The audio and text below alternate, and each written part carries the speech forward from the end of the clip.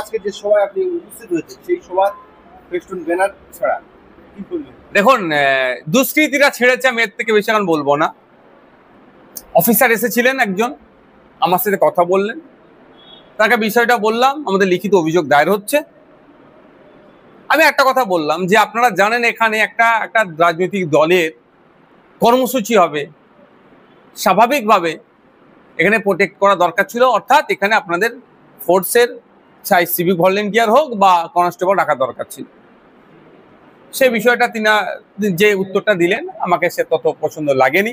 তারপরেও বলছি, দুষ্কৃতীরা এসে রাতের অন্ধকারে আমাদের এখানে অঞ্চল পোলরহাট 1 নম্বর অঞ্চল, পোলরহাট 2 নম্বর অঞ্চলে আজকে অঞ্চল সম্মেলন আছে, অর্থাৎ রাজনৈতিক একটা কর্মসূচি আছে, ইন্টারনাল কর্মসূচি।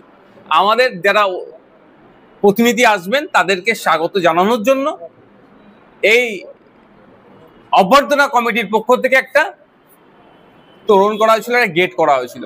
রাতের অন্ধকারে কিছু দুষ্কৃতী এসে সেটাকে ছিঁড়ে দেয়।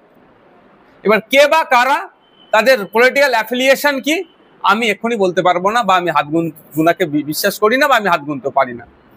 এটা প্রশাসনের কাজ হচ্ছে।